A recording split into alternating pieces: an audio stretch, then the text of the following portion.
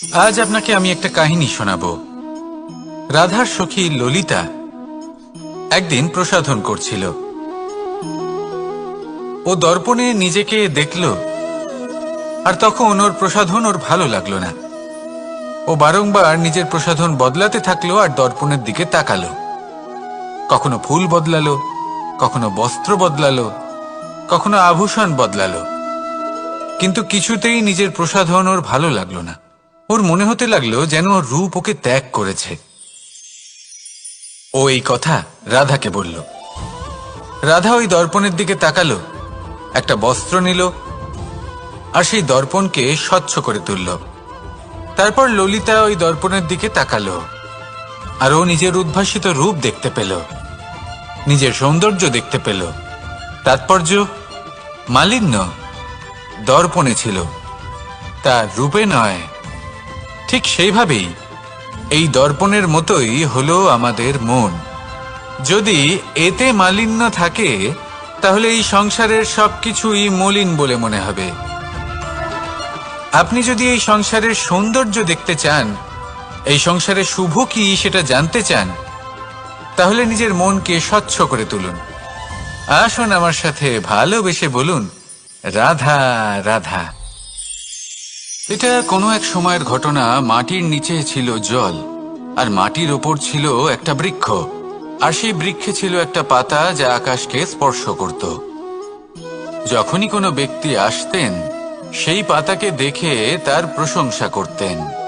তাই বলে আকাশে সোনার মেঘ কত ছবি আঁকে আপনার নাম।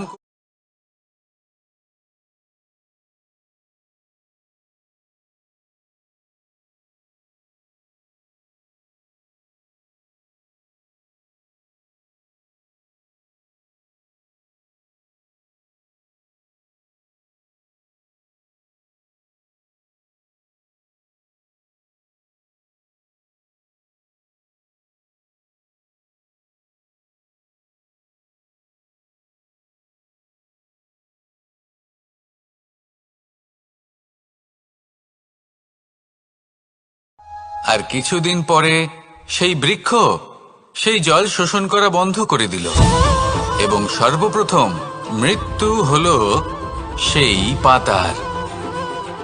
সেই পাতা যা আকাশকে স্পর্শ করছিল তা ঝরে মাটিতে পড়ে গেল, আর প্রত্যেক ব্যক্তি তার ওপর দিয়ে হেঁটে চলে যেত, তাকে দেখে আর কেউ প্রশংসা করত না।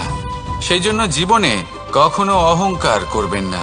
বিশেষ করে তাদের কখনো অহংকার প্রদর্শন করবেন না যাদের কারণে আপনি সাফল্য লাভ করেছেন, যারা আপনার জীবনের আধার। চিরকাল তাদের প্রতি কৃতজ্ঞ থাকুন, তাদের সাথে সম্পর্ক বজায় রাখুন, তাদের সাহায্য করুন, আর আমার সাথে ভালোবেসে বলুন, রাধা রাধা। এই সংসারে এই সংখ্যাটি অত্যন্ত শক্তিশালী। আপনি জীবন যাপন করেন একবার, জন্মগ্রহণ হয় একবার, মৃত্যু আপনি একবারই লাভ করেন। এই এক সংখ্যাটি অত্যন্ত গুরুত্বপূর্ণ। যদি আপনি এককে একের বিরুদ্ধে করে দেন, তাহলে সেটা হলো রাজনীতি। মানুষ সেখানে ষড়যন্ত্র করতে শিখে যায়। আর যদি আপনি এককে একের সাথে মিলিত হতে না দেন, তাহলে সেটা কূটনীতি হয়ে দাঁড়ায়, মানুষ সেখানে ছলনা করতে শিখে যায়। এবার যদি আপনি এককে একের সাথে মিলিত করে দুই করে দেন, তাহলে সেটা গণনীতি হয়ে দাঁড়ায়। মানুষ সংগ্রহ করতে শেখে, লাভ করতে শেখে। আর যদি আপনি এক এবং এক মিলিয়ে শূন্য করে দেন, তাহলে তাকে আধ্যাত্ম বলা হয়, যেখানে আমরা নিজেকে ঈশ্বরের কাছে পূর্ণরূপে সমর্পণ করে দিই। আর যদি আপনারা এক আর এক এই দুইকে মিলিয়েও একই থাকতে পারেন, তাহলে তাকে প্রেম নীতি বলা হয়। যেমন আমি আর রাধা, না আমরা শূন্য আর না আমরা দুজন ভিন্ন, দুজন ভিন্ন হয়েও আমরা অভিন্ন। এর দ্বারা জীবনের অর্থ বুঝতে পারা যায়। তাই এই অর্থ বুঝতে শিখুন। এই মন প্রসন্ন হয়ে বলবে, রাধা রাধা। প্রত্যেকটি মানুষ জীবনে কখনো না কখনো এই কথাটা নিশ্চয়ই শুনেছেন। যে ভাগ্যের থেকে বেশি আর সময়ের পূর্বে কিছুই পাওয়া যায় না। আর এটা সত্যিও বটে, কিন্তু এর থেকেও বড় একটা সত্যি আছে, আর সেটা হলো যে আপনি নিজেই নিজের ভাগ্য রচনা করতে পারেন।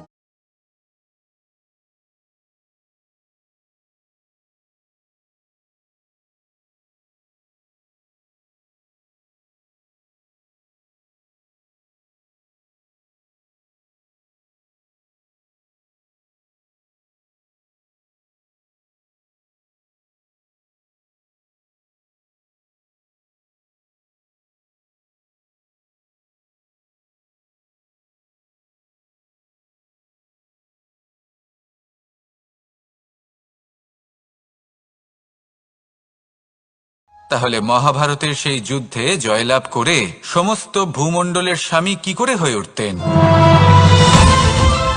অর্থাৎ হতে পারে সিংহ বনের রাজা, কিন্তু শিকার নিজে পায়ে হেঁটে তার কাছে আসে না। সেই ভোজন লাভ করার জন্য সিংহকে কর্ম করতেই হয়।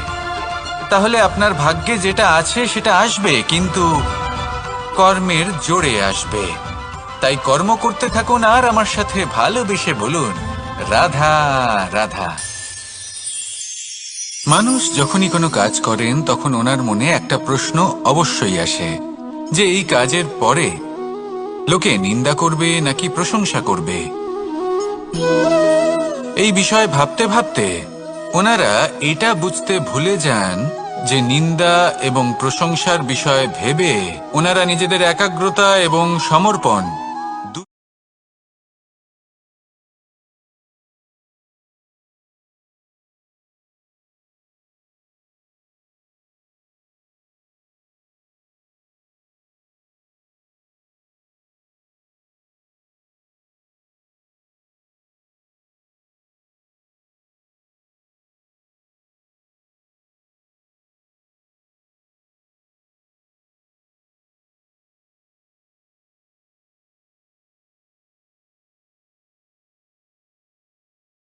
আর যখন প্রশংসা লাভ হয় তখন আমাদের মন আনন্দে ভরে ওঠে।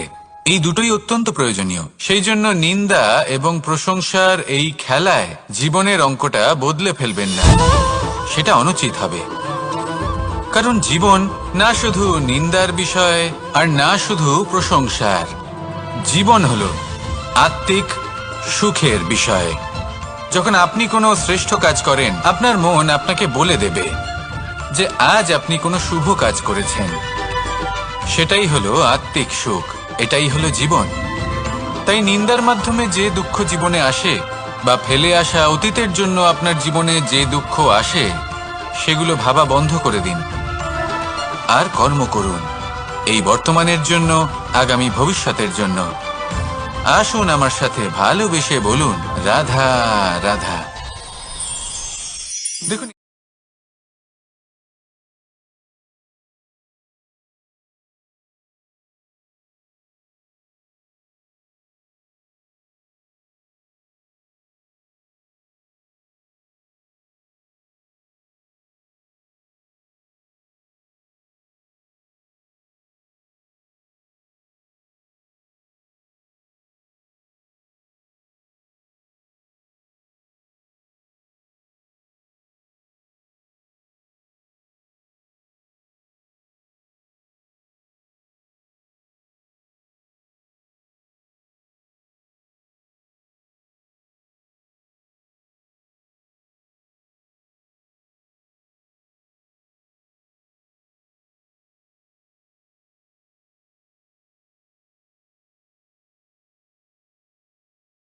আবার বলবো, কারোর সাথে কোনো ছলনা নয়, কোনো অনুচিত কর্ম করবেন না ধন অর্জন করার জন্য। আর যদি ঈশ্বরকে ধন্যবাদ জানাতে চান তাহলে প্রীতি দ্বারা করুন। আর যে ব্যক্তি রীতি, নীতি আর প্রীতি এই তিনটি ভাব বুঝে উঠতে পারে এবং তা আত্মসাৎ করে নিতে পারে, তার অতীত, ভবিষ্যৎ এবং বর্তমানকাল সবকিছু সংযত হয়। আপনি কিভাবে জীবনযাপন করতে চান, কিভাবে ধন অর্জন করতে চান, ঈশ্বরকে ধন্যবাদ জানাতে চান, নির্বাচন আপনার।